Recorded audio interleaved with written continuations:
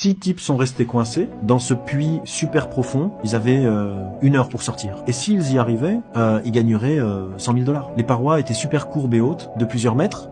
Peu importe comment ils essayaient, en courant vers elles ou en grimpant de côté, personne ne pouvait atteindre le haut. Et voilà le meilleur. Chaque astuce d'évasion ne fonctionnait qu'une seule fois. Imagine la pression. Mais ces gars n'allaient pas abandonner cet argent. Un par un, ils ont essayé. Ils ont essayé de courir vers le coin et de grimper. Mais rien, les parois courbes étaient trop hautes. Tous sont tombés avant d'atteindre le haut. D'accord, ça n'a pas marché. Alors ils se sont mis à réfléchir ensemble. Ils ont choisi un autre coin, du côté opposé. Heure du plan B, échelle humaine. Ils se sont placés l'un sur les épaules de l'autre, et le gars à la peau sombre, avec les bras les plus forts, allait marcher sur tous et grimper jusqu'en haut. Il a presque attrapé le bord. Mais à ce moment précis, ses bras ont cédé, l'équipe avec soin l'a aidé à descendre, mais ils n'allaient pas abandonner. Ils ont choisi le gars en bleu, qui avait le meilleur équilibre. Essayons encore une fois. En apprenant de la tentative précédente, le gars en bleu a réussi à passer le bord. Boum. Le premier à sortir, maintenant ça devient intéressant. Les règles disaient que ceux qui s'échappaient pouvaient aider. Mais une seule personne tirant n'allait pas suffire. Alors ils en ont parlé, en voyant un autre gars en haut. Pour aider, cette fois, ils ont utilisé la catapulte humaine. Les gars restés dans le puits ont entrelacé leurs mains, ils ont fait une plateforme solide,